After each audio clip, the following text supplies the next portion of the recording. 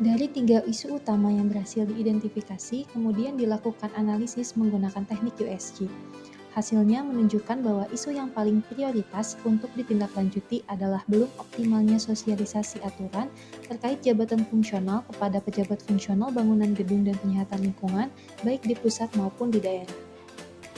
Data dan fakta menunjukkan bahwa yang pertama, pejabat fungsional harus memahami isi dari Permen Pan RB nomor 1 tahun 2023 karena menuntut pemahaman yang baru.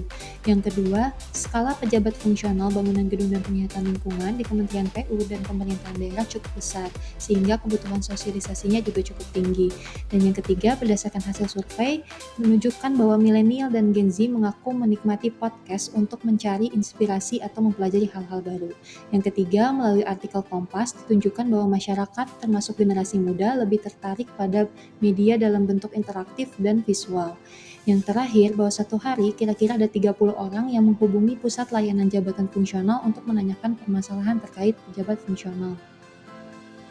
Dampak yang dapat ditimbulkan, yang pertama, kesalahan interpretasi aturan antar pejabat fungsional, yang kedua, perbedaan standar pembinaan dan penilaian antar unit di pusat, balai di daerah maupun di pemerintahan daerah, yang ketiga, peningkatan beban manajerial, yang keempat, potensi temuan administrasi atau audit, dan yang kelima, menurunnya motivasi dan kepuasan kerja pejabat fungsional.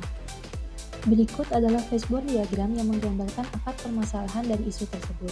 Dari sisi SDM, tim pembina jabatan fungsional belum memiliki keterampilan khusus di bidang komunikasi digital, serta masih terbiasa menggunakan metode tatap muka atau surat edaran.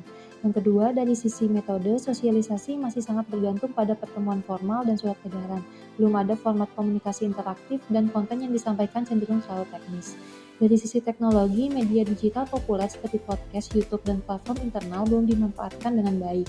Selain itu, tidak ada kanal komunikasi yang berkesinambungan, serta integrasi antar sistem informasi ASN juga masih sangat terbatas. Dari sisi manajemen, sosialisasi aturan belum menjadi prioritas utama. Belum ada perencanaan komunikasi strategis jangka panjang, serta koordinasi antar unit pembina masih kurang efektif.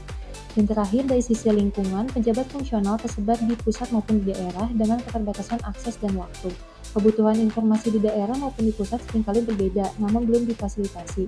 Sementara itu, ASN generasi sekarang lebih familiar dengan konten digital yang singkat dan ringan dibandingkan membaca dokumen yang panjang.